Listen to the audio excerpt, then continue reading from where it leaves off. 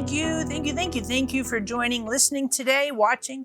Super glad you're here. And of course, we're finishing our series on seeing Jesus, expanding your awareness of Jesus. I really like this whole series because it's challenged me in how I see Jesus, in limits, maybe ways that I have unknowingly narrowed who Jesus is.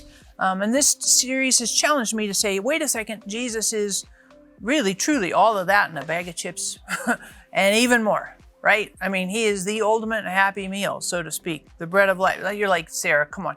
Seriously, Jesus goes way beyond our finite, limited perceptions. And so it's really challenged me to let Jesus be fully who he is in the fullest sense of the word. And as we finish this series, we've talked through Jesus as our healer, Jesus as our provider, expanding our awareness, our connection with Jesus. We looked at the Samaritan woman for that. It's interesting, we looked at this hometown where Jesus grew up and how they couldn't really see Jesus for who he truly is because they had such a common, familiar perspective on him. They limited because of their familiarity with him. But I want us to think about Jesus in another way as well for us today. And the question I have is, do we use Jesus as a tool or as a weapon? And you're like, what? That doesn't make any sense. Well, hold on a second. Because I think if we take a pause and consider this, we can look back in the Gospels and see a few examples where people tried to use Jesus as a weapon or as a tool. And when we think about this, I'll give you some examples, but then I want you to consider, do I do this? Because in our modern world, I believe that it's possible that we could, or maybe we have in the past, use Jesus as a tool or a weapon. Here's an example. John chapter 8, verses 1 through 11, Jesus is talking in the temple. He's at the Mount of Olives. And as he's talking, the religious leaders come and they have a woman who is caught in the act of adultery and they throw her in front of Jesus. And they say, well, the law, Moses' law, tells us that we should stone her. What do you say? And they wanted to trap Jesus, to catch him. And they wanted to bend Jesus to their purpose, to their power, under their authority. They were trying to trick him and catch him so that they could control him and use him for their benefit. And Jesus, he knew their thoughts. He knows, you're trying to use me as a weapon. You're trying to use me as a tool for your improvement, for your power, for your increase, for your popularity, your base. Jesus knew that. And so he paused and he stopped talking for a little bit and he wrote in the sand. And then he sits up and he looks at all of the religious leaders, Pharisees, Sadducees, scribes, and he says, whoever has not sinned, you throw the first stone. Then he keeps writing in the sand a little bit, drawing in the sand.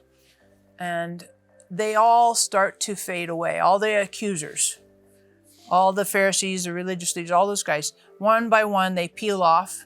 And Jesus is left with the woman who is caught in adultery. And he says to her, where are your accusers? And she says, I have none, Lord. And he says, I accuse you neither.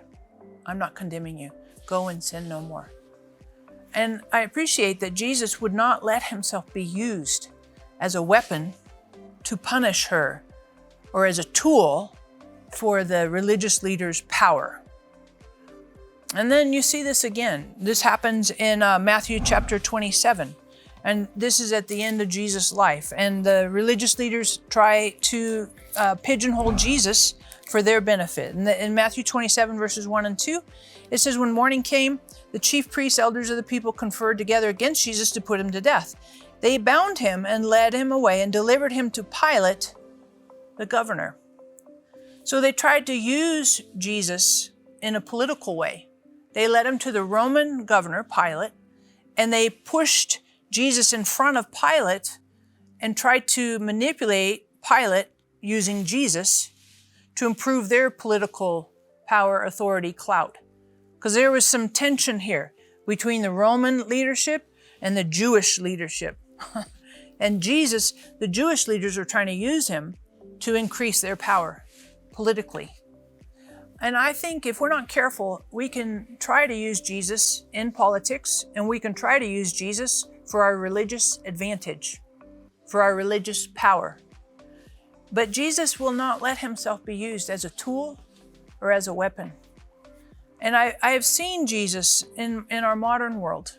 I've seen people use Jesus in manipulative ways in both the political arena as well as the religious arena. And Jesus would say to us, I am far beyond politics and religion, because Jesus is the ultimate power. He is all powerful. And beyond religion, he is all loving. And so I would just encourage you, as we think about this series, as we conclude it, that we would consider, have I used Jesus in the past as a weapon or as a tool? Have I beat somebody over the head with a Bible or using, manipulation, shame, guilt, all that religious stuff? Have I tried to make Jesus kind of fit my political narrative?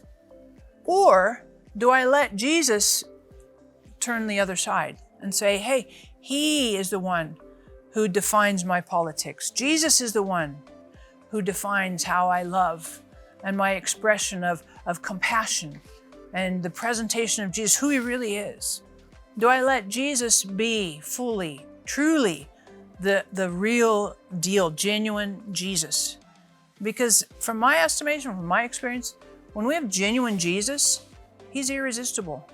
When we have religious Jesus, then it's kind of, it's not really a very irresistible figure. We have political Jesus. Let's really let Jesus fully and truly, wholly be who he fully, truly is. Regardless of our perceptions, regardless of our training, our upbringing, all that stuff, let's really see Jesus in the totality. Really let him strip off some of the lenses, some of the constrictions, some of the perceptions, some of the paradigms that maybe we've had. Let's let Jesus be the full, true, genuine Jesus he really, really is.